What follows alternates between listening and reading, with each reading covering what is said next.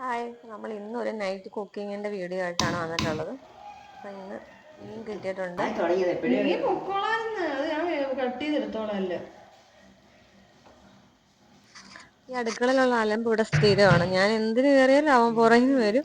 പഠിക്കാൻ ഓടിച്ചു വിടുന്നതിൻ്റെയാണ് ഈ കേൾക്കുന്നത്. പക്ഷെ അവൻ പോകത്തില്ല. പിന്നെ അവൻ സ്റ്റൂളൊക്കെ ആയിട്ട് വന്ന് അടുക്കളയിൽ ഇരുന്ന് പഠിക്കും. അങ്ങനെ വിടില്ലെന്ന്. അപ്പൊ നമുക്ക് കറി വെക്കാൻ തുടങ്ങാം. എണ്ണ ഒഴിച്ചു ഉലുവയാണ് ഇട്ടിട്ടുള്ളത്. ഇന്ന് ഇഞ്ചിയും വെളുത്തുള്ളിയെല്ലാം ചതച്ചൊക്കെ ഇട്ട് കൊടുത്തിട്ടുണ്ട്. അപ്പൊ നമുക്ക് തുടങ്ങാം.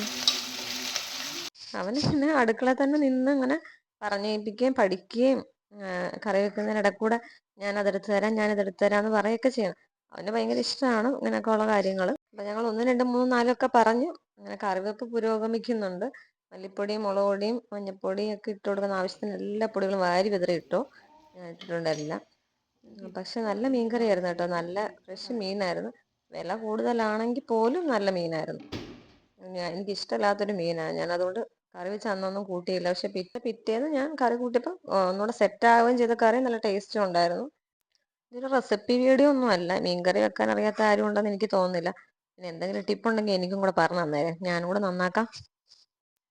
എന്തെങ്കിലും ഗ്യാസേ വെച്ചിട്ട് ഇങ്ങനെ അതിൻ്റെ ഇടക്കൂടെ തുടയ്ക്കുന്ന സ്വഭാവം നിങ്ങൾക്കുണ്ടോ? എനിക്കുണ്ട്. എനിക്ക് എപ്പോഴും കൈ പൊള്ളുകയൊക്കെ ചെയ്യും. പക്ഷെ എന്നാലും ഞാൻ അതിൻ്റെ ഇടക്കൂടെ തുടയ്ക്കും. അതുവരെ എനിക്ക് തുടയ്ക്കണ്ട. മീൻകറിയൊക്കെ തിളയ്ക്കാനായിട്ട് വെച്ചിട്ടുണ്ട്. നമുക്ക് പുളി ഇട്ട് കൊടുക്കാം. പക്ഷെ ഉപ്പ് ഇട്ടിട്ടുണ്ട്. ഞാനത് വീഡിയോക്കകത്ത് കിട്ടിയിട്ടില്ല എന്ന് തോന്നുന്നു. ഇനി മീനൊക്കെ വാരി ചറ പറ വിതറി കൊടുക്കാം. മീനിന്റെ പേര് ഞാൻ പറഞ്ഞില്ല. മീനിന്റെ പേര് കണ്ണനയിലെന്നാണ്. വലിയ കണ്ണുള്ള മീൻ. അതിന്റെ കണ്ണ് എനിക്ക് ഇഷ്ടമല്ല. അതുകൊണ്ട് ഞാൻ ആ കണ്ണ് എപ്പോഴും തോണ്ടി ദൂരെ കളയും. അപ്പൊ മീൻകറിയുടെ പണിയൊക്കെ കഴിഞ്ഞല്ലോ. ഇതിനി എന്താ ഓഫാക്കിയാൽ മാത്രം മതിയല്ലോ എന്നൊക്കെ പറഞ്ഞ നല്ല ആശ്വാസത്തിൽ ഞാൻ അടുക്കളയിലെ പാത്രങ്ങളൊക്കെ അതിൻ്റെ ഇടയിൽ കൂടെ കഴുകുന്നുണ്ട്. അത് കഴിഞ്ഞിട്ട് അല്ലെങ്കിലും എനിക്ക് ഇഷ്ടമല്ല ഇങ്ങനെ പാത്രം നിരന്ന് കിടക്കുന്നത്. ഒരു പാത്രം 2 പാത്രമൊക്കെ അതിൻ്റെ ഇടയിൽ കൂടെ പോയി കഴുകി. ഇങ്ങനെ അതൊരു ജോലിയാവും പിന്നെ. അല്ലെങ്കിൽ അവസാനം സിങ്ക് ഇങ്ങനെ നിറഞ്ഞു കിടക്കുന്നത്. അപ്പൊ കറിയൊക്കെ അവിടെ നിന്ന് വേവട്ടെ. അടുത്ത പണി വരുന്ന അവറാച്ച ഞാൻ പറഞ്ഞില്ലേ, അതാണ് ഈ പണി. ചിക്കൻ വന്നു.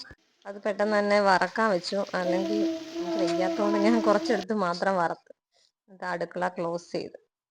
പിന്നല്ല,